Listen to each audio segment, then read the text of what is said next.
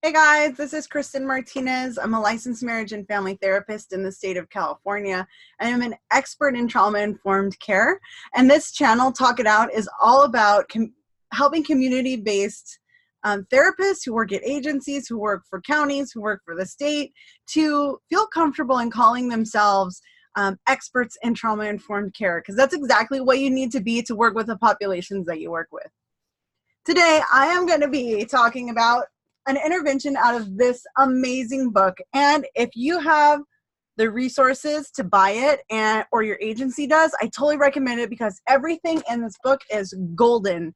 You will use it. It is amazing. 101 Trauma-Informed Interventions by Linda Curran. It's amazing.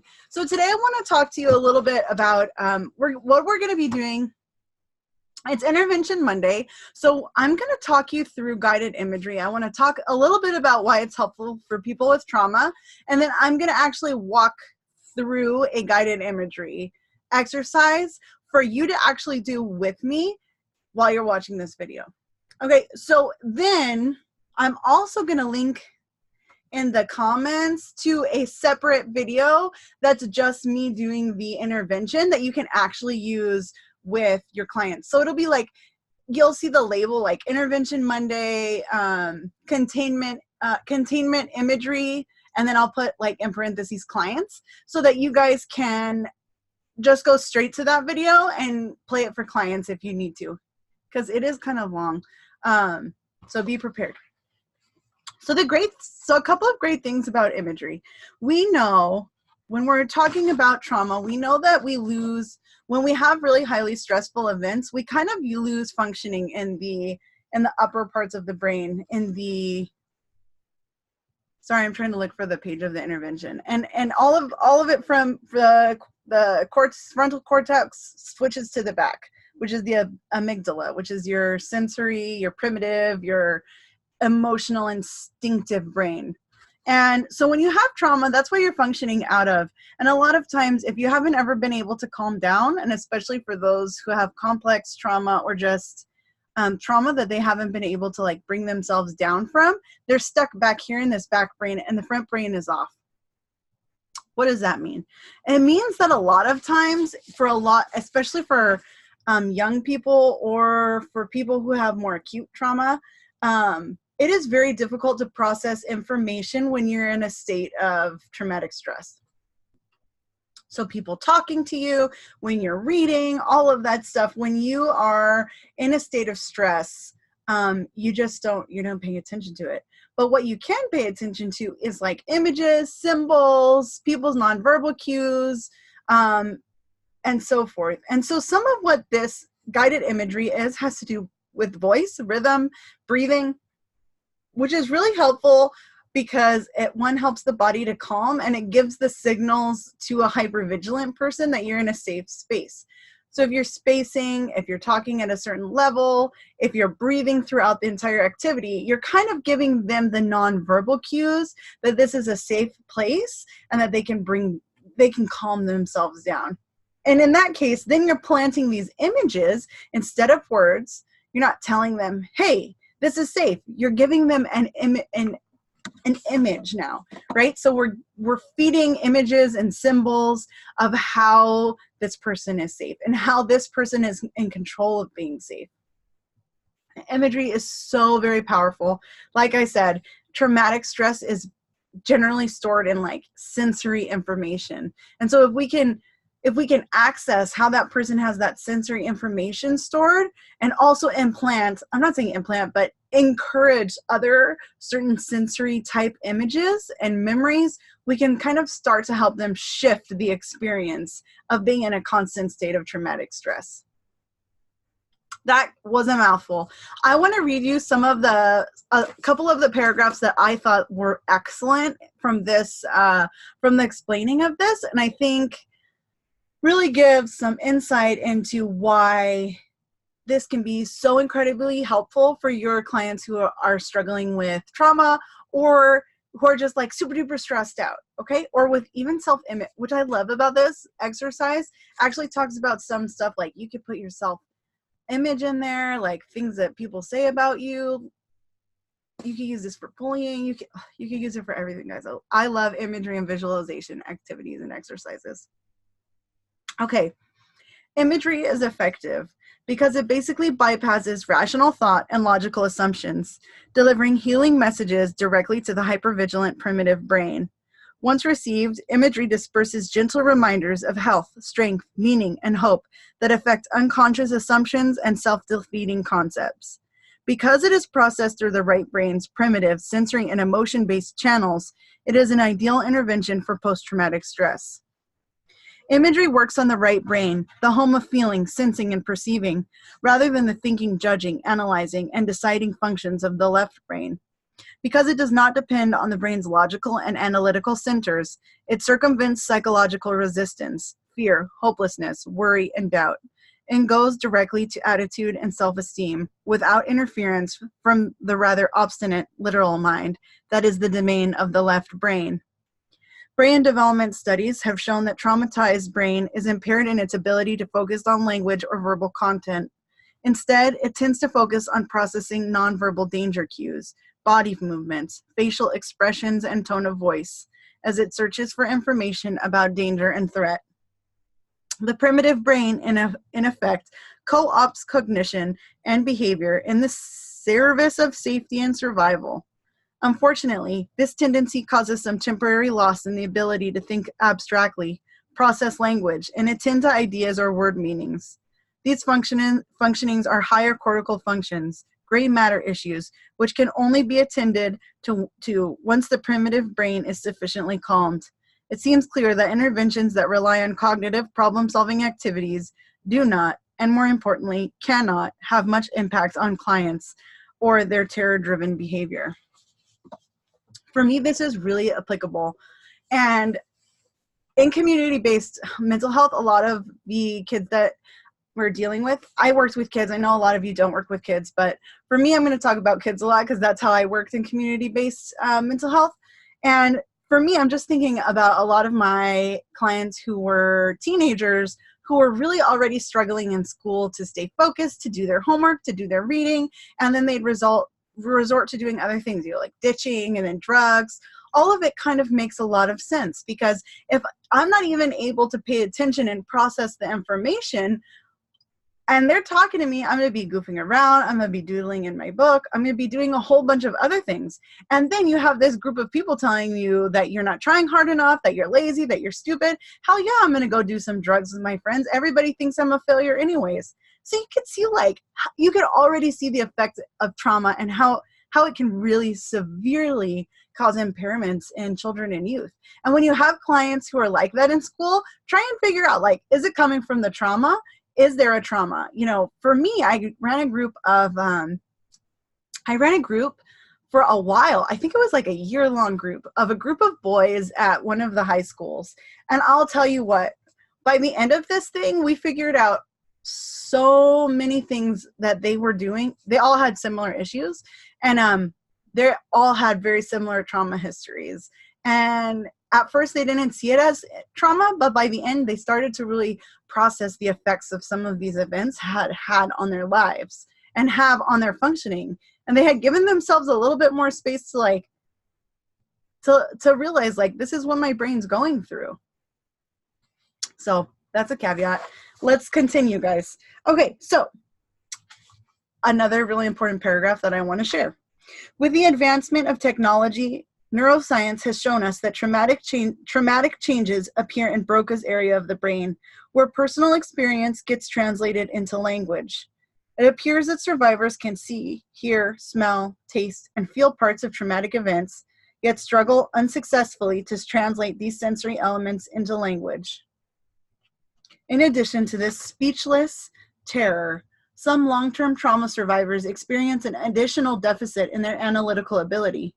Due to persistently high elevation of stress hormones, which causes a reduction in the size of the hippocampus, survivors are often less able to put things in context and/or make critical distinctions about what is and what is not threatening in the present.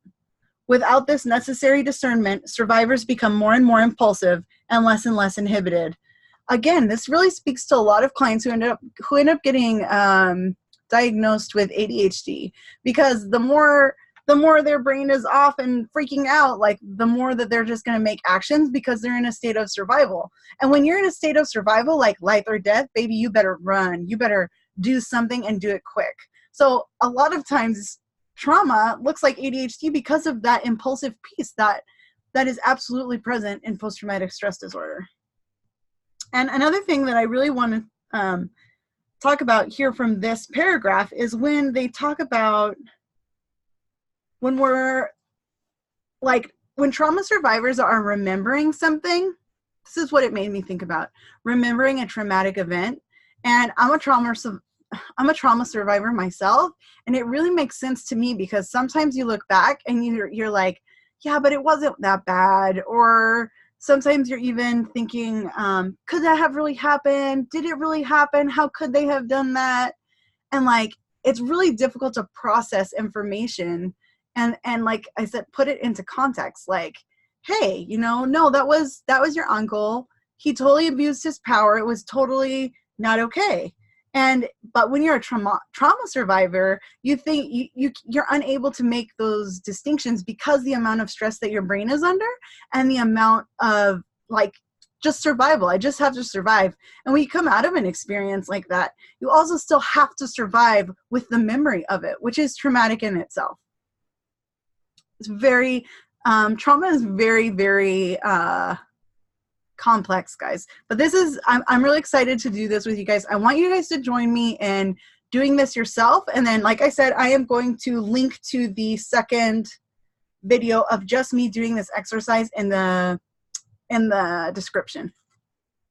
And one of the things that I think could be really helpful, and that this book actually suggests, is to turn on music in the background for your clients or for yourself, and you get the effect of bilateral stimulation. You're actually stimulating both sides of your brain if you listen to me talking and listening to music. So I think that's really cool. It's also a form of utilizing the research behind EMDR. So, hey guys, you could do bilateral stimulation without being certified in EMDR. I'm just saying, for all you community and mental health people, that's really powerful stuff. You could do this, get the same effect out of things without that certification that your agency won't pay for. Just saying. Okay, guys. So I'm going to start. I'm going to read the paragraph before it, and then I'm going to jump right into it. The container is an imaginal resource that addresses the need to compartmentalize the distressing material in order to be present in the here and now, attending to what one needs to. Be clear, this script is not a repression or suppression of memories, thoughts, affect, or emotion. It is a technique employed to allow one to attend to what she needs to attend to until she has the necessary resources to attend to those distressing or disturbing memories, thoughts, affects, or emotions. Remember, time is a resource.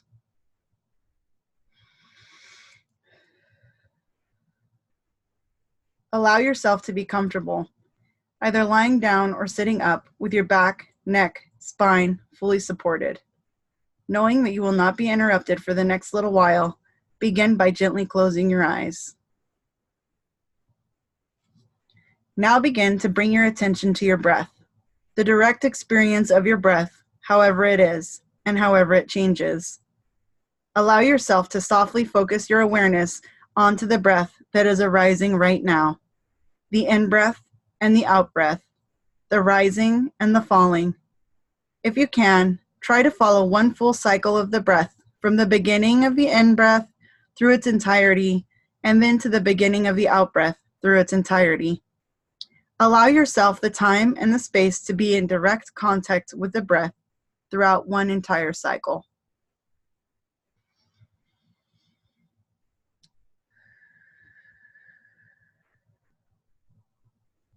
As you continue to pay attention to the breath, you may notice distractions that arise.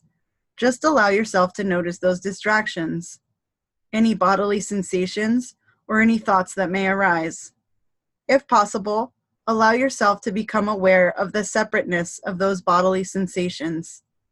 Notice how those sensations are separate and distinct from your thoughts, your ideas, and your words.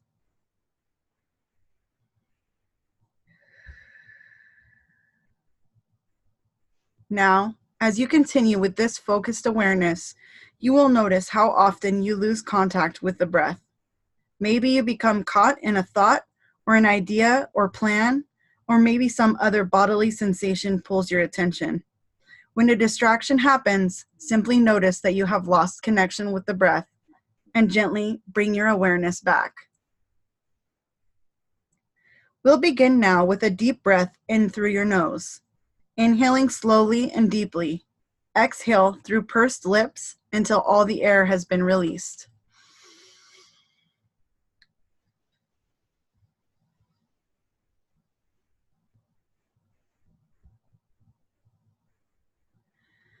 Now we are going to be creating a container. It doesn't matter what kind of container it is, as long as it can hold any and all disturbing material. If you were going to develop such a container, what would it look like? Some people have used boxes, safes, trunks, or chests. Others have used book bags, knapsacks, or other pieces of luggage. It can be anything really, a tank, a submarine, an underground well, anything that suits you.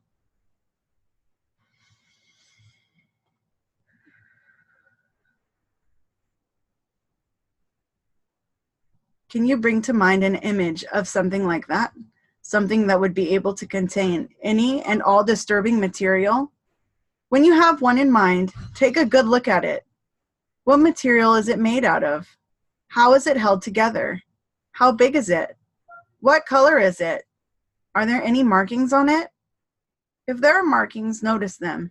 If not, that's fine. But I'd like you to add something to this container. I'd like you to add in some way, whether it be a note, a sign, or an inscription of sort, a notation to indicate that this container will remain tightly sealed. It will remain tightly sealed until you wish to open it and retrieve something from it. Otherwise, it will remain sealed. It can be opened, but only by you, and it should be opened only in the service of your healing.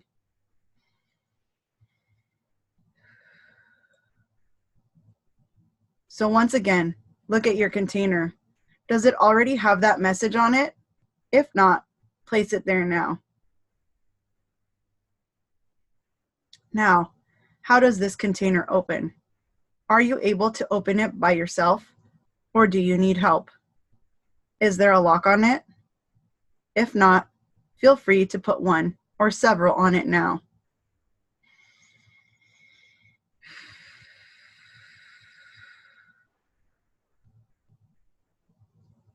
Once the locks are in place, we'll experiment with opening and closing them, locking and unlocking them. As you do that, notice how much or how little effort it takes to open and close the container.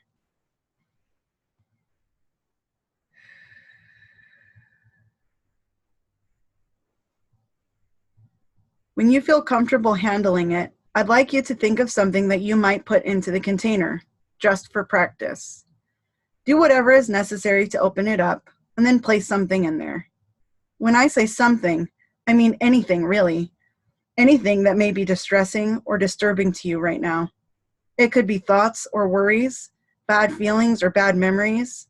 It could be something that you have to do, but not right this minute. Or it could be something that keeps you from being present with this exercise. It could be self-judgment, doubt, or pain. Whatever it is, you're going to put it in this container. Whatever you need to do to get it in there, do that now.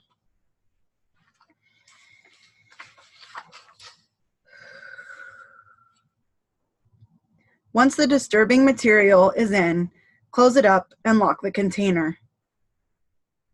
Now, breathe deeply as you look at the locked container, securely holding anything that you need or want it to hold. Notice how you feel in your body, having set aside whatever distressing thing you put in your container. Can you sense that it is fully contained? Is there something that keeps it from feeling fully contained?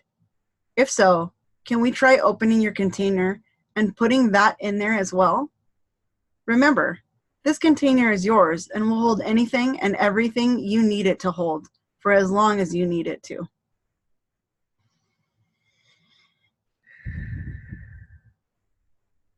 Now, imagine walking away from your container so that it is no longer in your sight. Notice the feeling in your body now that you are no longer burdened by what you have put in the container. Notice your breath, your in-breath and your out-breath, and any sensations of relief you feel in your body. Maybe your shoulders have dropped a bit, or some of the tension in your neck has subsided. Whatever feelings of relief you notice, breathe deeply and just notice. Whatever you put in the container is now securely locked inside. It is for you to open whenever you wish to put things in or take them out. So now, just for practice, let's go back to your container. Once you have it in sight, look closely. See if you can read what is written on the outside. Continue focusing on your breath as you continue to approach the container. When you're within reach, unlock it and open it up. As you open it, notice what you have put is still there, separate from you. You might want to put something else in, or maybe even a few things. Or you may just wish to lock it back up. Whatever feels right and safe, do that now.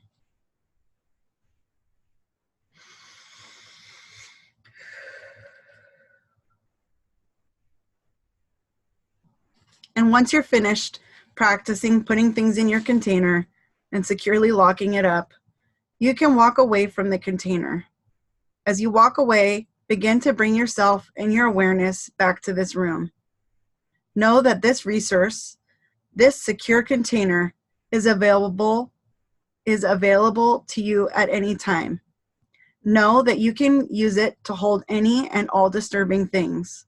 Know that all things that you have chosen, or anything that you chose to contain in the future, anything that you choose to contain in the future, will be secure and will remain secure.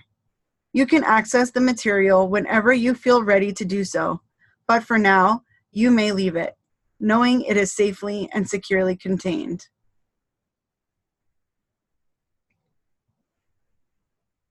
And now, whenever you're ready, gently bring yourself back to the room by counting up from 1 to 5. When you reach the number 5, your eyes will gently open. You will be awake and alert and feeling only peace. 1, 2, 3. Take a deep breath. 4 and 5. So I hope that was helpful for you as a clinician to experience it. And I hope that you can see how this could be really helpful for people who are dealing with trauma, or just starting with clients who are struggling to trust and starting to struggle to trust talking about things in therapy. And this is really great because you can tell them, put what you don't want to tell me in the container. You know, put what you're guarding into that container. And that's okay, because you're the one in control of what you share and what you tell me. And if you trust me or don't trust me, I can't get in the container. You're the only one who has access to it. I really love this. I really hope you guys use it. Like I said, I'm going to link below to the video that is just the recording so that you can actually use it with clients. It'll say Intervention Monday, Containment Imagery, and then in parentheses, it'll say clients, so that you guys can know that that's the actual one to use for clients. Okay? And I will link to it in the description of this video. So, or you can find it on my channel. And don't forget to subscribe, like, do everything that you can so that you get updates for these videos. This channel is all about community-based therapists and helping and empowering you guys to be trauma-informed experts working with some of the most difficult populations that exist. So, thanks, guys. This was Kristin Martinez. I'm a licensed marriage and family therapist in the state of California, and I'm an expert in trauma-informed care.